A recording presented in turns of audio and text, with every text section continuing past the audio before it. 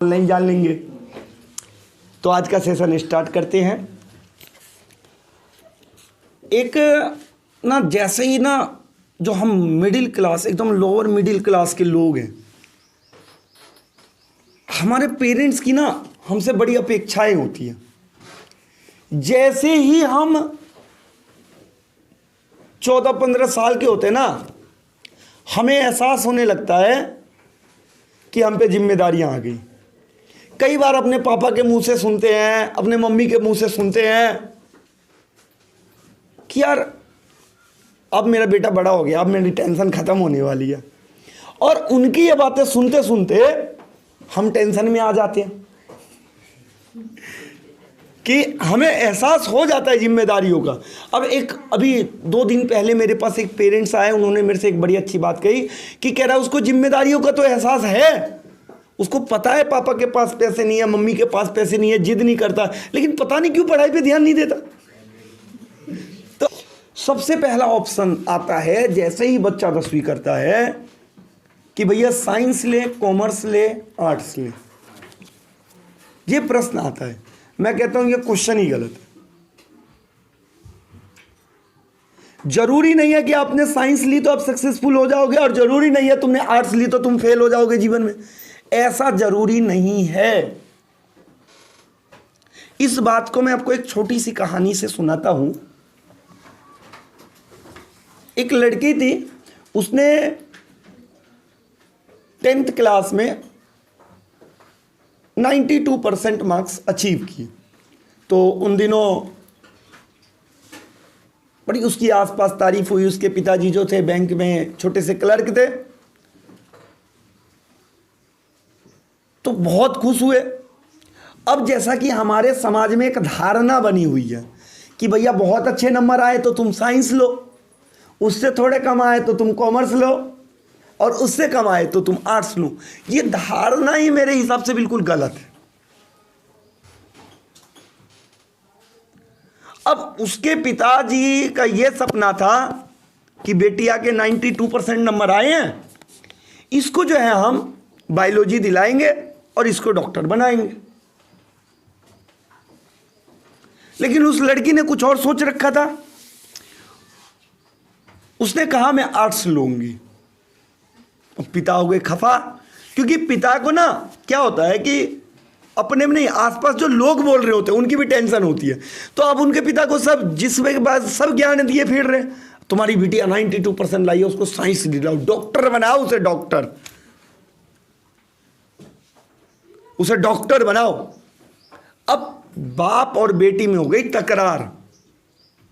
बेटी कह रही कि मुझे लेना है आर्ट्स, और पिताजी कह रहे हैं कि भैया तेरे को लेनी बायोलॉजी और तेरे को बनना डॉक्टर। दोनों में हो गई तकरार। लेकिन पिता थोड़े समझदार थे। उनके मन में तो था कि बेटी बायो ले, साइंस ले, लेकिन बेटी के आगे ठीक है, उनको आर्ट्स कॉलेज में उसको एडमिशन दिलवा दिया, आर्ट स्कूल में। फिर होता यह है कि बाप और बेटी में पूरे 2 साल बात नहीं होती है। दोनों एक दूसरे से बात नहीं करते। पिता को दिल में यह टीस थी कि जब मेरी बेटी पढ़ने में इतना बढ़िया है, जब मैं उस पर पैसा खर्च करने के लिए तैयार हूं, तो उसने साइंस क्यों नहीं लिया? आर्ट पढ़ के वो क्या कर लेगी? उनके मन में प्रश्न था कि आर्ट पढ़ के वो क्या कर लेगी।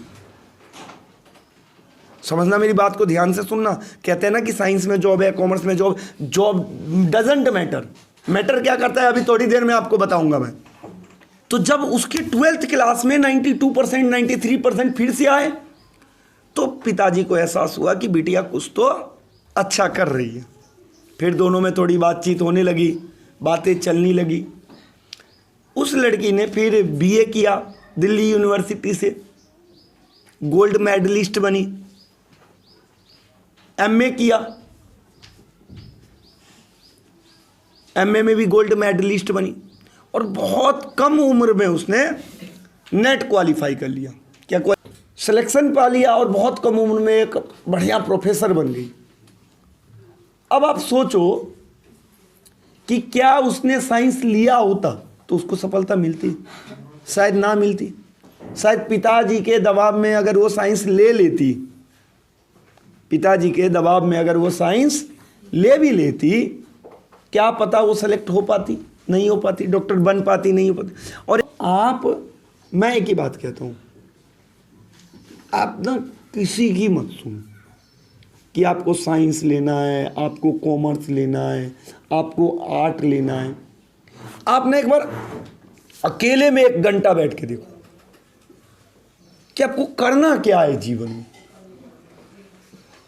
ज्यादा देर नहीं देना सोचने पे, ज्यादा देर बिल्कुल भी नहीं देना सोचने पे कि आपको क्या करना है। 1 घंटा एकदम तसल्ली से कहीं अकेले में बैठ जाओ, सोचो कि क्या लेना है।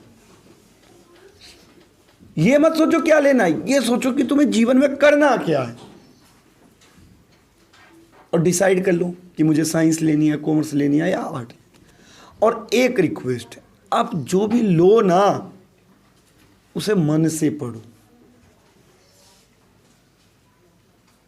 मैटर ये नहीं करता कि आपने क्या लिया, साइंस लिया, कॉमर्स लिया, आर्ट लिया, बिल्कुल मैटर नहीं करता। मैटर ये करता है कि आपने उसे पढ़ा कैसे। अभी एक लड़का मेरे से मिला तो उसने 12th साइंस साइड से की है, तो मैंने उससे पूछा कि ये बताओ तुमने साइंस क्यों ली। मेरा प्रश्न था उससे कि तुमने साइंस क्यों ली, तो उसका जो जवाब था बेटा, सुन के मैं दंग रह गया। उसने कहा ऐसा है ना कि हमारे यहाँ जो साइंस साइड होती है, तो साइंस साइड में क्या होता है कि प्रैक्टिकल के नंबर मिलते हैं और बच्चे पास हो जाते हैं और परसेंटेज भी बन जाती है, जबकि कॉमर्स में जो है परसेंटेज नहीं बन पाती, उसमें पूरे 100 नंबर का पेपर होता है। इसलिए मैंने साइंस लिया।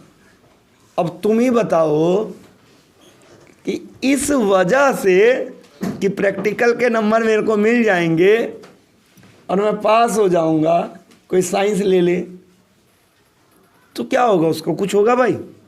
मुझे तो नहीं लगता उसका कुछ हो सकता है। आप ही बताओ, उसका कुछ होगा? तो देखो, मैं तो एक ही बात कहता हूं, अपने आप को पहचानो, आप कौन हो। स्वामी विवेकानंद कहते हैं कि आप सब कुछ कर सकते हो, आपके अंदर एक बहुत अलग ही ऊर्जा है, शक्ति है, उसको बस पहचानने की देर है। देखो, मैं बच्चों से ना एक बात कहता हूं, अक्सर हुआ कि मैं बच्चों को अक्सर कहता हूं कि आप जैसे न्यूटन के 3 लॉ है, तो मैंने अपनी ज़िंदगी में जो पढ़ाया है, मैंने जो अपनी ज़िंदगी में पढ़ाया है उससे मैंने अपने 3 लॉ बनाए हैं टू सक्सेसफुल पर्सन। एक स्टूडेंट अगर इस 3 लॉ को फॉलो करे तो वो अपने जीवन में सक्सेसफुल हो जाएगा। कोई बच्चा अपने शुरुआत से फॉलो करे। इसके पीछे का मैं आपको फैक्ट दूंगा, जो मैंने शुरू में लॉ बनाया था तब मुझे भी नहीं पता था, बाद में और अच्छे अच्छे फैक्ट मेरे को इसके रिलेटेड समझ में आए। लॉ ये देता हूं मैं हर बच्चे को कि सुबह उठते करो 10 मिनट ब्रेन एक्सरसाइज। क्या करो ब्रेन एक्सरसाइज में? एक कॉपी लो, एक पेन लो और कैलकुलेशन करो ढेर सारी। 10 मिनट उठते ही, 11 मिनट नहीं करना, सिर्फ 10 मिनट करना है। जितने पन्ने भर सकते हो 10 मिनट में, जोड़ घटा गुना भाग 1 2 3 टेबल लिखना है, गिनती लिखनी है, कुछ भी लिखनी है, बस नंबर लिखना है 10 मिनट। और जितनी स्पीड में लिख सकती हो, सिर्फ 10 मिनट, 11 मिनट नहीं लिखनी। दूसरा लो कि जब भी किसी को सुनो, स्कूल में टीचर को सुनो, ट्यूशन में टीचर को सुनो, कहीं कोई बड़ा बोल रहा हो, जब भी किसी को सुनो तो सीधे बैठो 90 डिग्री पे, एकदम ध्यान से उस व्यक्ति को सुनो। भूल जाओ कि इधर उधर, क्योंकि जो अच्छा श्रोता होता है वही कल को अच्छा वक्ता बनेगा। तो जब किसी को सुनो तो एकदम 90 डिग्री पे बैठ के उसको सुनो। तीसरा लॉ मैं बताता हूं कि जब भी आप रात का डिनर करो, डिनर के बाद जब लेटने जाओ तो अपनी कोई एक बुक लेके जाओ और सिर्फ 20 मिनट, सिर्फ 20 मिनट आप जो है बुक पढ़ो, 4 पन्ने पढ़ो, 5 पन्ने पढ़ो, जितना भी हो सकता है, 20 मिनट रेगुलर पढ़ो और जिंदगी में इस काम को कभी मत छोड़ो। अब मैं कहता हूं यह करना हर बच्चे के लिए बहुत आसान है। कैसे भाई? वो कितना भी इंपॉर्टेंट फंक्शन हो, कितना होली हो, दिवाली हो, ईद हो, त्योहार हो, अपनी ही शादी क्यों ना हो, सुबह के 10 मिनट तो उससे कोई छीन नहीं सकता। बताओ, छीन सकता है क्या? बताओ मुझे। कोई नहीं छीन सकता। अच्छा, कितना ही बिजी माहौल हो, डिनर के बाद सोने जाओगे तो 20 मिनट कोई तुमसे छीन सकता है? कोई नहीं छीन सकता। अगर आपने ऐसा शुरू कर दिया तो मैं गारंटी देता हूं कि आप अपने जीवन में बहुत अचीव करोगे। अब जो मेरी ये थ्योरी मैंने डेवलप की, अब इसके पीछे की कहानी सुनो। मुझे नहीं पता था, एक मैं जिनको बहुत सुनता हूं, एक स्वामी वत्सल जी महाराज हैं, उनकी वो बड़े ही ग्रेट फिलोसफर हैं। पता नहीं कितने हजार उन्होंने डिबेट, मतलब वो जो है व्याख्यान दिए हैं, तो मैं उनको सुनता रहता हूँ। तो उन्होंने बड़ी अच्छी बात बताई कि सचिन तेंदुलकर के बारे में उन्होंने बात बताई कि जब सचिन तेंदुलकर के 20 साल पूरे हो गए और सचिन तेंदुलकर ने वर्ल्ड कप जीता, मतलब जो, तो सचिन का एक इंटरव्यू आया, मैंने तो नहीं पढ़ा, मैंने स्वामी वत्सल जी के मुंह से सुना ये, कि सचिन से एक मीडिया रिपोर्टर ने ये पूछा कि सचिन तेंदुलकर, लोग आते हैं, साल 2 साल टिकते हैं, 2 4 10 50 मैच खेलते हैं, चले जाते हैं। आपने इतना लंबा समय जो एक्सपेंड किया, आप अपने अपनी टीम में जगह बनाई और इतना लंबा समय जो आपने यहाँ व्यतीत किया, इसके लिए कोई एक कारण बताओ। सचिन तेंदुलकर ने कहा कि एक कारण अगर मैं बताना चाहूं तो वो ये कारण है कि हर सुबह 6 बजे बैट लेकर मैं अपने नेट पे पहुंच जाता था। बोला चाहे सर्दी हो, जुकाम हो, बरसात हो, कुछ भी हो, सुबह 6 बजे बैट लेके पहुंच जाना है और 2 घंटा नेट प्रैक्टिस करनी है। मैंने जो लॉ बनाया ना, उससे पहले मैंने ये स्टोरी नहीं सुनी थी।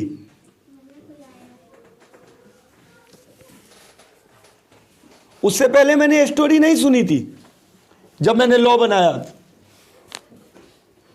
फिर जब स्वामी वत्सल जी के मुंह से मैंने, फिर सचिन तेंदुलकर से रिपोर्टर ने पूछा, अच्छा सचिन जी एक बात बताइए, मान लो कि आपने पिछले मैच में दोहरा शतक मारा हो शाम को, क्या अगले दिन सुबह आप नेट प्रैक्टिस करने जाओगे?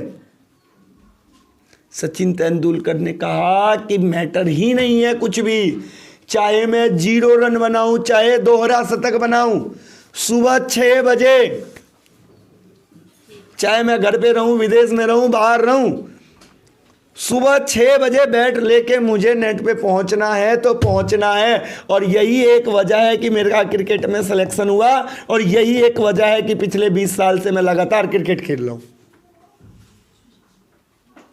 फिर मुझे अपनी बात समझ में आई, यार मैंने बच्चों को तो बड़ी तगड़ी बात बता दी कि अगर हर बच्चा, अच्छा पहले मुझे इंटरव्यू सचिन का नहीं पता था, वो तो वत्सल जी को सुना तो मेरे को समझ में आया कि मेरे लॉ में जान है कुछ तो। फिर दूसरा मैं एक एग्जांपल देता हूं, ये मेरा खुद का एग्जांपल है कि मान आप, हर बच्चे से कहता हूं कि आप अपनी माता जी से पूछना कि पहली रोटी जब उन्होंने बनाई थी तो वो रोटी बनाने में उनको कितना टाइम लगा होगा? 15 मिनट में एक रोटी बनी होगी, वो भी टेढ़ी बन गई होगी, आधी पकी रह गई होगी, आधी कच्ची रह गई होगी, बीच में छेद भी हो गया होगा, पता नहीं कहाँ का नक्शा बन गया होगा। लेकिन आज वही आपकी मम्मी आधे घंटे के अंदर आपके लिए रोटी बना देती है, आपके पापा के लिए रोटी बना देती है, आपके भाई के लिए रोटी बना देती है, आपका लंच पैक करती है, आपका कपड़े ढूंढ के दे देती है, आपके जूते ढूंढ के दे देती है, आपका आई कार्ड ढूंढ के दे देती है, आपके पिताजी का लंच पैक करके दे देती है। घर का सारा काम करते हुए आधे घंटे में रोटी सब्जी भी बना देती है और घर के हर व्यक्ति का सामान ढूंढ के भी दे देती है, क्योंकि वो उस काम में एक्सपर्ट हो गई लगातार करते करते। उसी तरह जब आप डेली 20 मिनट बुक पढ़ोगे तो पहले दिन तो आप भले ही 4 पन्ने पढ़े, लेकिन जब आप लगातार पढ़ोगे तो उसी 20 मिनट में आप 20 पन्ने पढ़ोगे एक दिन। और जब आप 20 पन्ने रोज पढ़ने लग जाओगे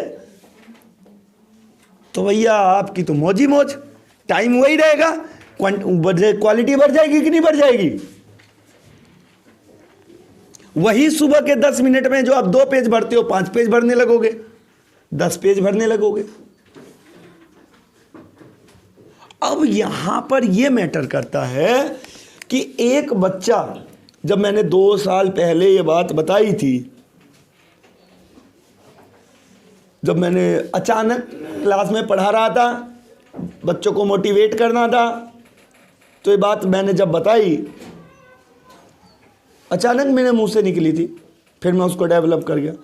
वो एक बच्चा उसने तब से फॉलो करना शुरू कर दिया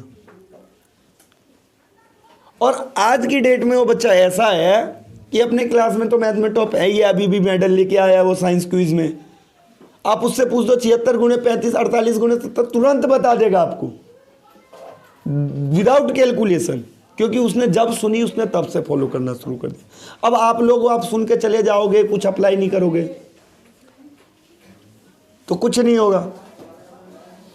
लेकिन अगर आप इसे अपने जीवन में उतार लोगे, इसको अपने जीवन का हिस्सा बना लोगे, भाई मान लो आप 20 मिनट डेली पढ़ते हो, आप 20 मिनट डेली पढ़ने लग जाओ, आज से पढ़ने लग जाओ।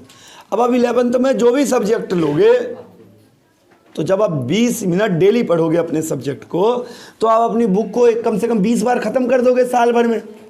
तो क्या कोई क्वेश्चन याद करना पड़ेगा आपको एक चैप्टर को अगर आप 20 बार पढ़ लोगे? तो सोच के देखो ना। तो मैटर ये करता है कि आप साइंस ले रहे हो, कॉमर्स ले रहे हो, आर्ट ले रहे हो, फर्क नहीं पड़ता। अब जिंदगी में उसको जीते कैसे, वो फर्क पड़ता है। आपकी रेगुलरिटी क्या है, वो फर्क पड़ता है। कहता हूं जिंदगी में ना तुम्हें कभी लगे कि तुम्हें कोई रास्ता दिख नहीं रहा, तुम कंफ्यूज हो, तुम सीधा मेरे पास आ जाना। कभी टेंशन मत लेना, कभी कंफ्यूज मत होना। जब भी तुम्हें लगे कि मेरे को कोई रास्ता नहीं दिख रहा है, ज्यादा इमरजेंसी हो तो बगैर फोन किए आ जाना,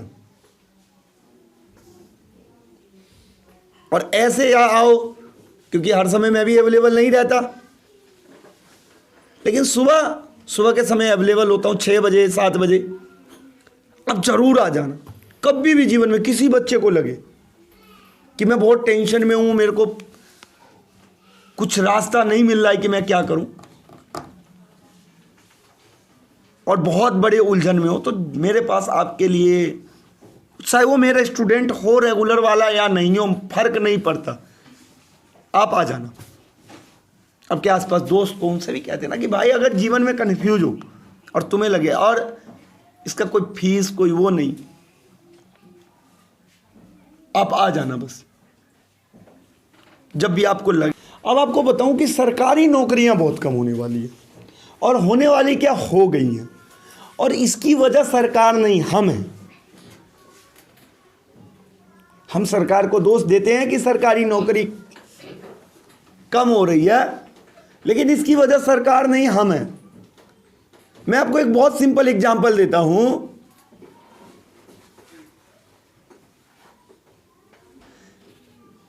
कि डाकिया को जो फ्लिपकार्ट में डिलीवरी बॉय होता है उससे 3 गुना ज़्यादा सैलरी मिलती है। फ्लिपकार्ट, अमेजन, जोमेटो पे जो डिलीवरी बॉय होता है उससे कई गुना अधिक सैलरी मिलती है डाकिया को, जो सरकारी डाकिया होता है। लेकिन अगर आपका कोई डॉक्यूमेंट आना है, आपका हलक में प्राण अटका होता है ना, आप जाते हो डाकघर, रिक्वेस्ट करते हो सर मेरा ये आएगा, सर मेरा ये आया है, सर तेरा देख लेना है ना, और आ जाएगा अरे भैया तेरा आया है आके ले जा। लेकिन वही फ्लिपकार्ट वाले को हम कहते हैं हाँ भैया घर पे देके जाएगा तो जा, नहीं तो, और वो हमारे घर तक सामान देके जाता है। तो अगर सरकारी नौकरियां कम हो रही है तो इसकी वजह सरकार नहीं हम है, क्योंकि हमारे देश में स्टार्टिंग में सब कुछ सरकारी था, पर जितने भी सरकारी संस्था थे सब लॉस में चल रहे थे, तब जाके सरकार को प्राइवेट करना पड़ा। रेलवे में जो थे लोग कहते थे हम सरकारी बाबू हो गए, हम क्यों रेल की सफाई करें, गंदगी बड़ी पड़ी रहती थी रेल में। अब फिर उस सफाई की जिम्मेदारी प्राइवेट को दे दी तो लोग कह रहे हैं कि सरकार ने नौकरी खा ली। हमारी मानसिकता ऐसी है ना कि सरकारी में जाते ही हमें काम नहीं करना है, सरकारी नौकरी चाहिए क्यों, काम नहीं करना। अच्छा सब ऐसे नहीं होते, ठीक है, सरकारी नौकरी सबको चाहिए क्यों, एक वजह है। अब देखो मैं यहाँ बैठा हूँ, टीचर हूँ, अब मेरे को टेंशन क्या है, 10वीं वाले बच्चे गए, अब 10वीं वाले बच्चे गए, 12वीं वाले बच्चे गए, मेरी इनकम जो यहाँ थी वो घट के यहाँ आ गई, ठीक, बैच खत्म हो गया तो इनकम हो गई डाउन। अब मुझे क्या करना पड़ेगा, अब मुझे एडवर्टाइजमेंट पे, एक तो इनकम कम हो गई, एडवर्टाइजमेंट पे खर्चा करना पड़ेगा, और फिर बच्चों को ढूंढ ढूंढ के लाना पड़ेगा, है कि नहीं है, फिर से बैच बनाना पड़ेगा, और ये भाग दौड़ मुझे जिंदगी भर, क्योंकि मैं प्राइवेट हूं। लेकिन सरकारी वाले को कोई टेंशन। तो एक तो लोग सिक्योरिटी की वजह से भी देखते हैं। अब मैं भले ही में नर्सरी टीचर की बहुत ज़्यादा ज़रूरत पड़ेगी। अगर कोई बच्चा 12th के बाद नर्सरी टीचर बनना चाहे, गर्ल्स वगैरह, वैसे बॉयज़ भी बन सकते हैं तो बन सकते हैं इनकी, क्योंकि अब जो आने वाले टाइम में स्कूल होंगे, 2nd क्लास तक के ऐसे स्कूल होंगे, क्लास होगी, क्लास में एक बेड लगा होगा 2nd क्लास तक के बच्चों के लिए, और गोल गोल टेबल होगी, ऐसे नहीं होगी बेंच डेस्क, वो एक गोल टेबल होगी, उसके चारों तरफ 8-10 बच्चे बैठे हुए हैं, वो अपना पढ़ रहे हैं, खा रहे हैं, खेल रहे हैं, जिसका मन हुआ जाके सो रहे हैं। ऐसे तरह के नर्सरी स्कूल होंगे अब, जिससे 2nd क्लास तक बच्चों को एकदम दवा फ्री रखा जाएगा। फिर 3rd क्लास से पढ़ाई शुरू होगी, फिर 9वीं क्लास से ही अब बच्चों को क्या किया जाएगा कि जॉब, करियर, इनसे रिलेटेड। तो अब जो है जैसे कि बच्चों पे दबाव बढ़ता जा रहा है, तो काउंसलर, जैसे आज मैं आपकी काउंसलिंग कर रहा हूँ, तो ऐसे लोगों की जॉब बढ़ेगी जो काउंसलिंग वगैरह करते हैं। तीसरा, अब जो है टेक्नोलॉजी बहुत डेवलप हो रही है।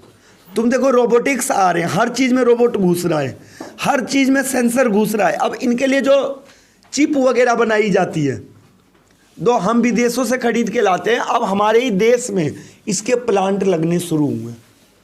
और ऐसा कहा जा रहा है कि अगले 2 साल के अंतर्गत भारत इसमें इतना डेवलप हो जाएगा कि ये दुनिया को, वो जो, अब मेरे को टेक्नोलॉजी का उतना तो नहीं पता कि वो जो चिप वगैरह है ना, जो सेंसर वगैरह जो काम करता है, क्योंकि तुम देखो ना हर चीज़ में ही सेंसर लगेगा, कार में रोबोट लग रहा है, बाइक में रोबोट लग रहा है, कि बहुत सारी चीज़ें, तो ये सब सेंसर से संचालित होंगी। भाई आजकल हम पंखा भी ऐसा चाहते हैं कि ऐसे कर दे तो चल जाए, ऐसे करे तो बंद हो जाए, हम कुछ करना ही नहीं चाहते, बटन भी नहीं दबाना चाहते, सेंसर लगा रहा है। हम टंकी टोटी से पानी नहीं खोलना चाहते, हम चाहते कि हाथ हम नीचे डालें और जो पानी जो है, पानी खुद से खुद आने लगे। समझ रहे हो बात को? तो टेक्नोलॉजी के मामले में आने टाइम में करियर बहुत ज़्यादा है, सॉफ्टवेयर है, ये इन सब के मामले में। अगर आपका इन सब चीज़ों में इंटरेस्ट है तो आप उस सेक्टर में आगे बढ़ सकते। एक बड़ी अच्छी बात है, उस बात को कहते हुए सेशन को मैं समाप्त करूंगा। मेरे जो दिल के करीब है,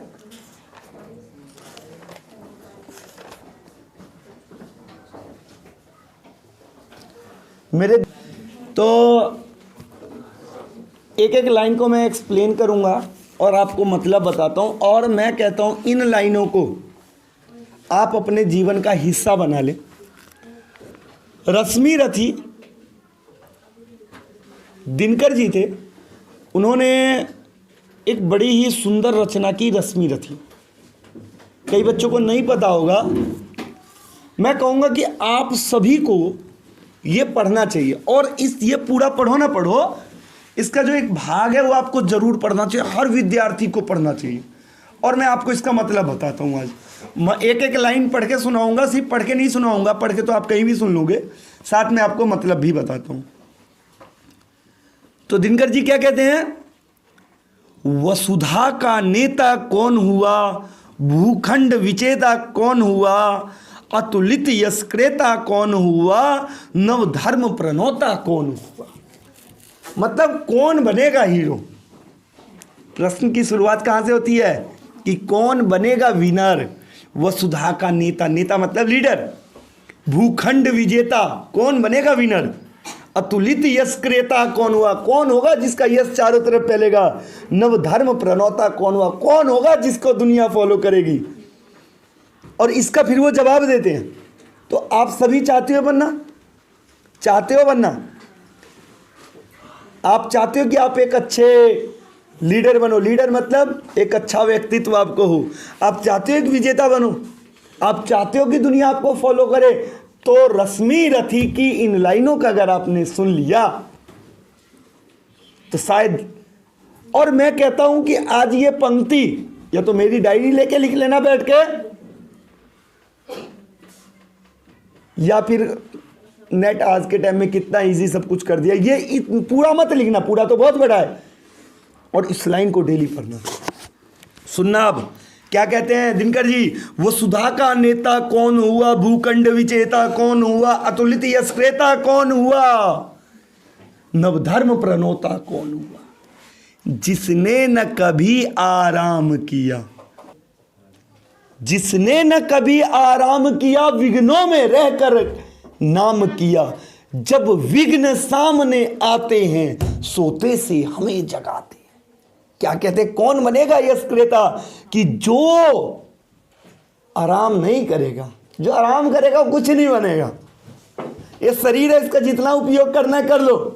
ये शरीर तो चाहता है कि इसको इतना आराम दो कि जल्दी से जल्दी नष्ट हो जाए। हमें इस शरीर को कठोर बनाना है। वही कह रहे हैं, जिसने न कभी आराम किया, विघ्नों में रहकर नाम किया। विघ्न यानी मुसीबत।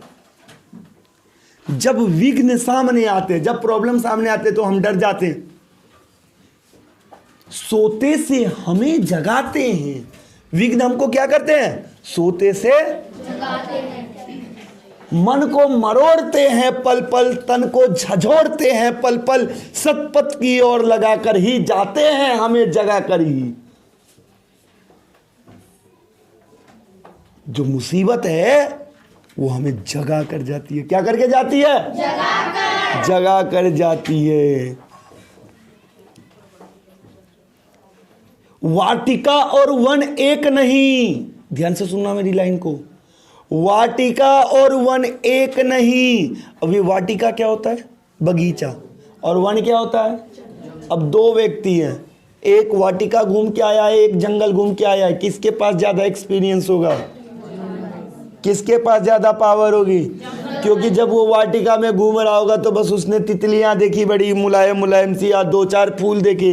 लेकिन जो वन में गया, उसके सामने शेर भी आया होगा, बाघ भी आया होगा, हाथी भी आया होगा। उनने उन सब से बचना सीखा होगा। उसके पैर में कांटे भी गड़े होंगे।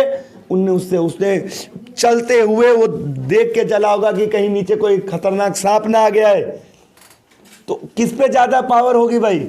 किस पे ज्यादा एक्सपीरियंस होगा? जंगल वाले पे। तो ध्यान से सुनो, वाटिका और वन एक नहीं, आराम और रन एक नहीं। आराम मतलब रेस्ट और रन मतलब युद्ध। आराम और रन एक नहीं। वर्षा अंधड़ आतप अखंड, पौरुष के हैं साधन प्रचंड। वन में प्रसून तो खिलते हैं, बागों में शाल न मिलते हैं। कंकड़िया जिनकी सेज सुगर, छाया देता केवल अंबर। क्या कह रहे हैं? एक प्रश्न उठता है कि पांडव 5 होते हुए भी जीत गए, कौरव 100 होते हुए भी हार गए। क्यों हार गए? क्योंकि जब पांडवों को वनवास मिला तो वो कहां वन में घूम रहे थे, कहां सोने थे? उनकी जो सेज थी वो कंकड़ियां थी। उनको छाया कौन दे रहा था? अंबर दे रहा था, अंबर। लेकिन वही कौरव कहां थे? बगीचों में टहल रहे थे, महलों में रह रहे थे, गद्दे पे सो रहे थे।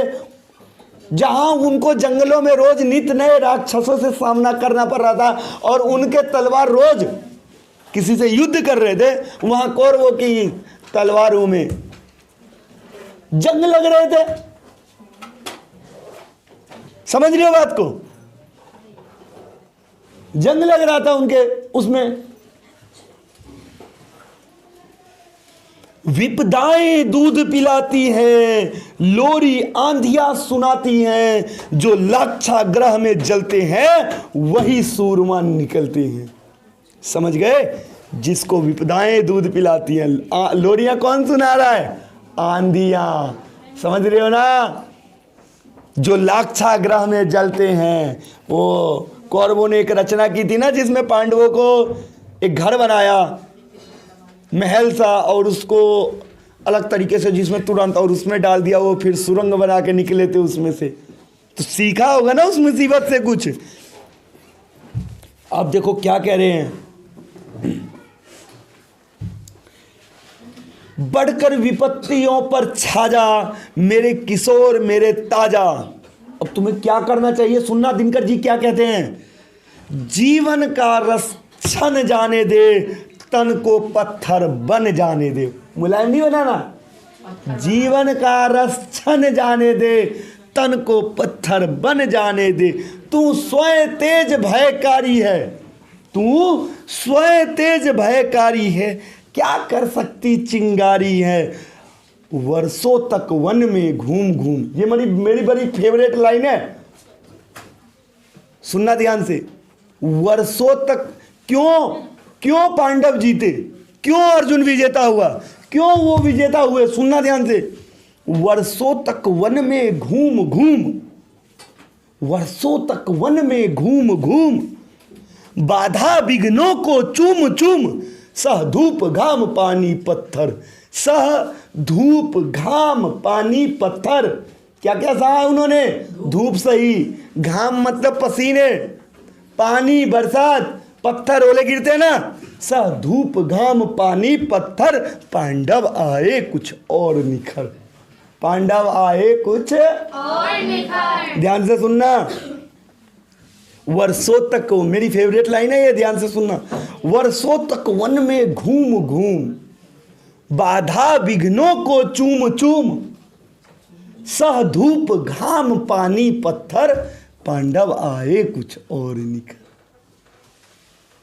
कब निखरोगे? जब धूप सहेंगे, जब धूप सहोगे, पत्थर खाओगे।